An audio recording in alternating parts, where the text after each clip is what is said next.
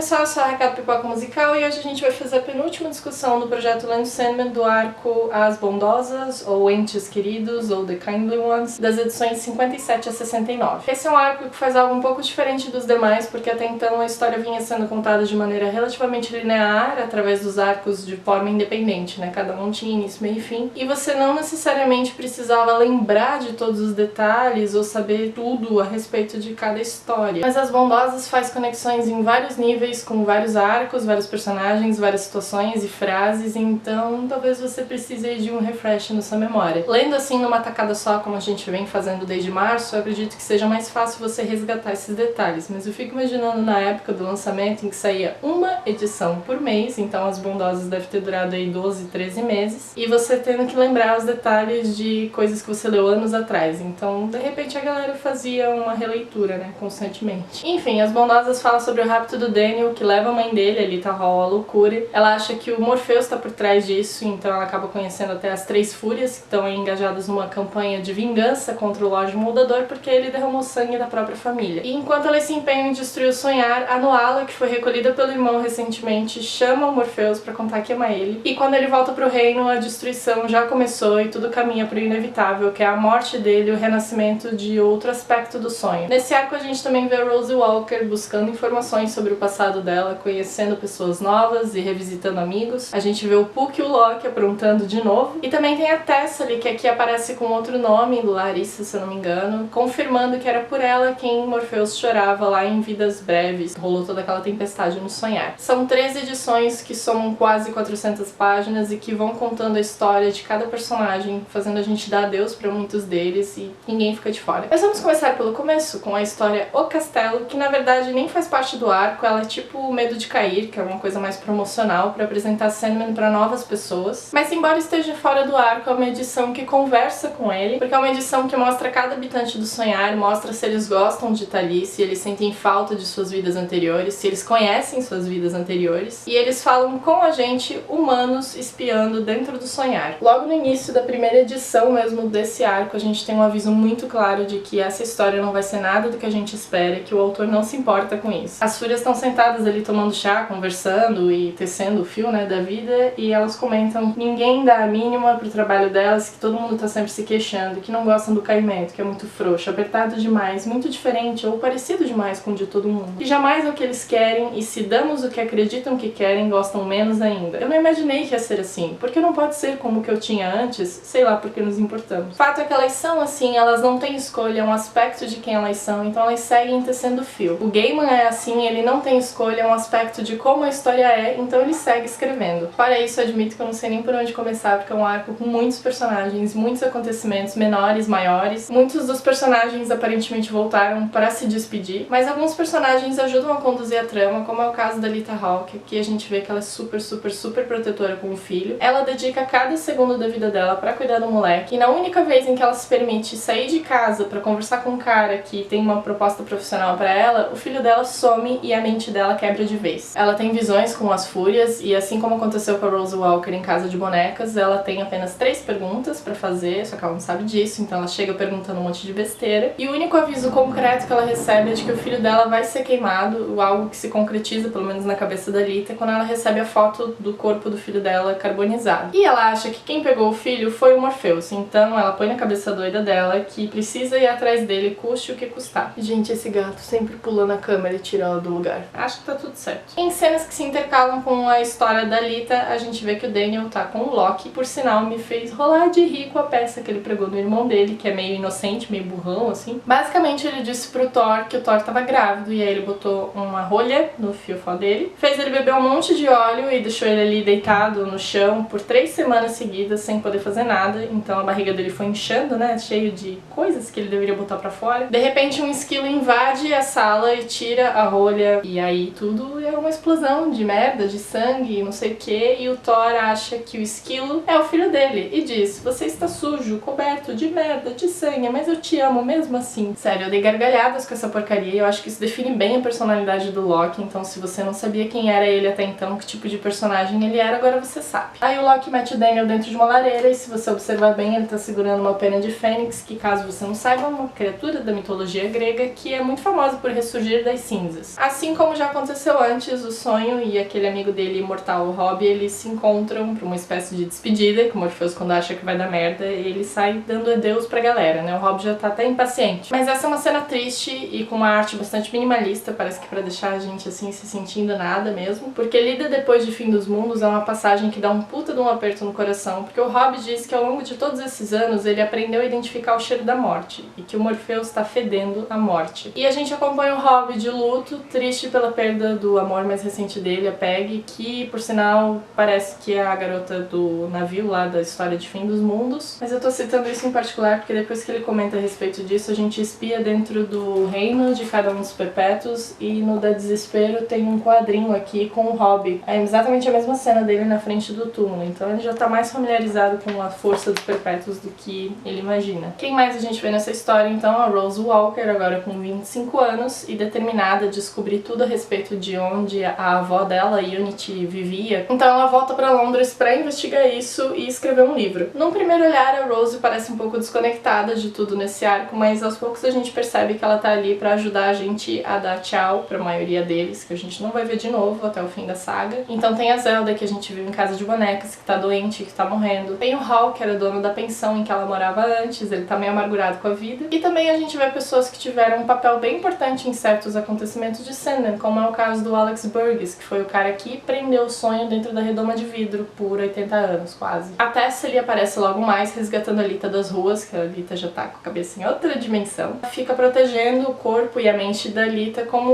um acordo que ela fez com as Fúrias em troca de mais alguns anos de vida. É legal vê-la de novo porque a gente percebe que ela continua ali, né, centrada, focada, sempre muito dura, como a gente já viu em Um Jogo de Você. E o bacana é que nesse arco a gente percebe que ela realmente tinha um envolvimento com o Morpheus, ela chega a sentir falta dele em um determinado momento, o que revela pra gente que sim, ela era a crush dele, que deixou ele boladão lá no Sonhar. E tem o Corinthians, gente, ele é reconstruído pelo Morpheus, é uma segunda versão, uma versão melhorada, e o Corinthians ganha a missão de resgatar o Daniel e também ele ganha um companheiro nessa missão, que é o Corvo Matthew.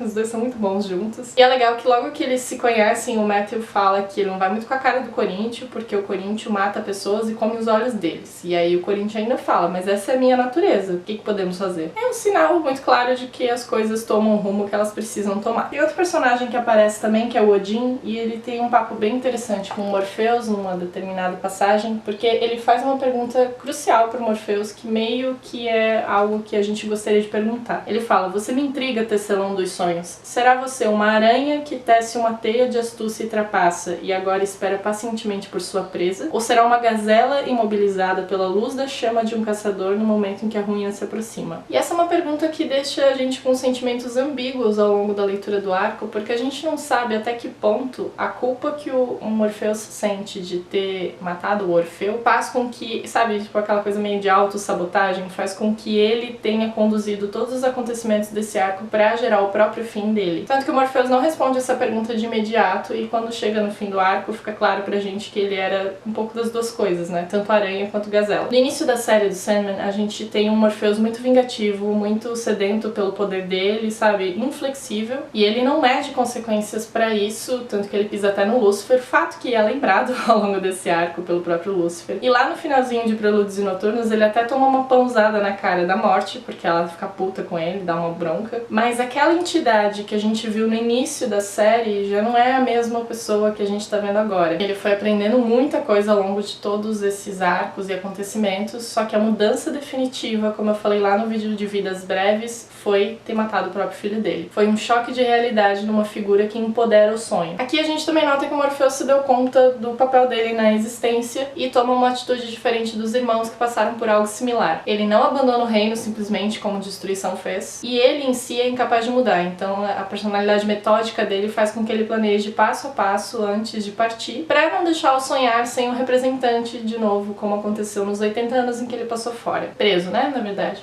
fora o eufemismo. O Morpheus sempre diz que ele tá atado a regras, que ele age de acordo com elas, mas ele admite que tomou as próprias decisões, que ele mudou e que ele se sente preso, mas que ele não pode sair. Ele se dá conta de que ele tá pronto para uma nova fase da existência, que para isso partes dele têm que morrer para que novas possam surgir, isso é algo que o Destruição falou pra gente. E ainda assim ele se prepara calmamente ao longo do arco para deixar o sonhar. Então ele reconstrói o Coríntio, ele manda buscar o Daniel, que vai se tornar o novo Lorde do Sonhar. Vocês lembram da Delírio no Jardim do Destino, vendo dos estátuas do Morpheus e tudo mais, e recebendo conselhos contraditórios dele? Pois é. Outra coisa que acontece no Jardim do Destino, mais próximo do final, são essas várias versões do destino caminhando em círculos e cada um dizendo uma coisa. E isso acontece enquanto o sonho toma uma decisão. As ações dele indicavam até então que ele ia proteger o sonhar. Só que mesmo assim a gente vê que várias mortes estão acontecendo e ele também não tá fazendo nada a respeito. Então a gente vê o Verde do Violinista morrendo, sabe? O Merv lá, o de cabeça de abóbora também. E o Lucien fica puto porque ele não se impõe, ele vê tudo ruindo ao redor dele e ele não faz nada. Então tem essas contradições, até o momento em que a Nuala tira o Morpheus do sonhar e aí o livro do destino, que antes estava borrado, finalmente fica nítido. E ele conta pra gente que o castelo, que antes era uma fortaleza, agora é uma estação final. Tem um poeminha nessa página aqui, que fica bem no cantinho, que diz: "Quando eu me for, tu seguirás minha trilha". E lendo assim, nessa coisa meio poética, ele não parece tão óbvio, mas a frase em inglês original é "You can be me when I'm gone". Você pode ser eu quando eu me for. E onde mais você leu essa frase? Exatamente, no Biscoito da Sorte que as Fúrias tiram lá no finalzinho. Você poderá ser eu quando eu me for. E essa é uma repetição bastante significativa, porque na primeira vez em que ela aparece, é o Morpheus tomando uma decisão. E na segunda vez, é quase um triunfo do Morpheus sobre as Fúrias, tanto que elas reagem até meio mal à mensagem. Ele planejou tão bem o fim dele que o que parecia ser um negócio inevitável e até negativo, e acabou se tornando na transformação do Daniel. Ele encontrou uma forma de contornar as regras, criando uma versão de si mesmo, uma faceta, como ele frisa quando ele tá falando dessa esmeralda aqui. Quando ele tá com essa esmeralda na mão, ele diz: "Cada faceta absorve a luz à sua maneira, brilha, cintila e reluz de modo único. É quase possível crer que a faceta fosse a joia, não apenas uma pequena parte dela. Alguém pode ser ele enquanto ele tá fora porque ele é um perpétuo, porque as fúrias levaram Morpheus e não necessariamente o sonho. Ele decide morrer porque ele sabe que ele vai voltar de alguma maneira, uma face da joia que reluz de modo único. De tempos em tempos a morte fala que as pessoas precisam descobrir o que vem depois por conta própria. As coisas podem até mudar pra pior, né? Murchar, diminuir e tudo mais, mas esse arco do Morpheus, ele reacende uma chama, dizendo que algumas coisas não morrem, elas apenas mudam de forma, mesmo que a gente não reconheça num primeiro momento. Tem outra coisa muito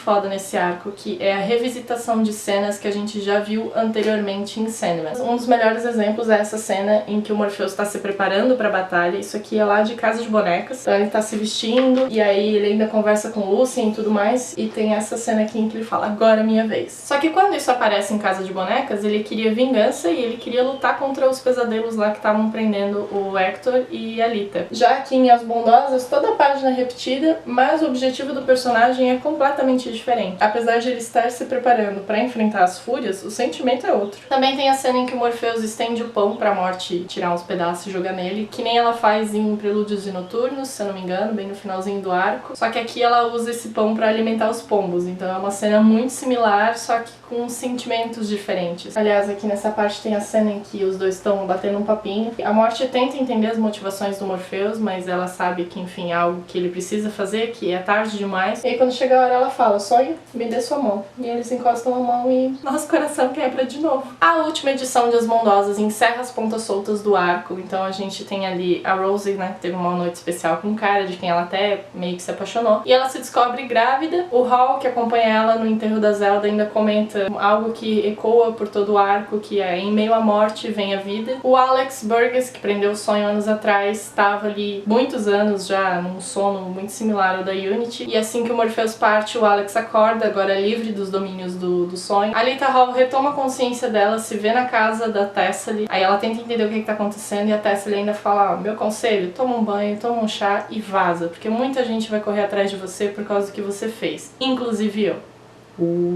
E como em meio à morte a gente tem a vida, também temos o Baby Daniel virando o Lorde dos Sonhos. Esse arco é imenso, eu não conseguiria nunca contemplar sozinha tudo que tem nele, até porque muita coisa, como eu falei, é um adeus à série, são ciclos sendo fechados. Uma coisa que eu não mencionei é a arte do arco, que particularmente pra mim é uma das melhores, porque é um traço um pouco mais duro. É legal ver a visão da Lita no meio disso tudo. Ela primeiro passou por uma experiência bizarra lá com Morpheus e companhia, né, teve o filho apropriado em uso capião, como a gente brincou em um dos vídeos, mas agora ela é manipulada pelo Loki e pelo Puck em uma jornada quase esquizofrênica em busca de vingança, e tem vários quadros, como esse aqui em particular, que mostram a mente dela completamente dividida. É muito foda. O Morpheus e a Morte estão em uma das representações mais belas também de toda a série, na minha opinião. Toda a arte da edição que mostra a destruição do Morpheus, como fica o reino do sonhar e tudo, sabe? As batalhas ali, tipo, o Murphy sendo morto. É tudo, sério, o traço é muito foda. É completamente diferente de tudo que a gente viu em Sandman, e isso é bom porque o Morpheus também assume faces diferentes para diferentes criaturas, né? Então é normal, essa inconstância, essa mudança é algo muito comum no sonho. Não sei mais o que falar sem parecer redundante ou sem abrir pontas que eu não vou conseguir fechar nesse vídeo, então agora é com vocês nos comentários. Espero que vocês tenham gostado do vídeo. Se você curtiu, deixa um like, deixa um comentário contando suas experiências aí de leitura com o Sandman. O próximo vídeo de discussão é sobre Despertar, das edições 70 e 75. É a última discussão, é o finalzinho. Eu acho que a gente devia fazer uma festa. O que vocês acham? O projeto acaba, a gente come pizza e toma refrigerante. Leiam com muita calma, muito amor e muito carinho pra depois a gente decidir junto o que a gente vai fazer da nossa vida. Então aproveitem a leitura e eu vejo vocês no próximo vídeo.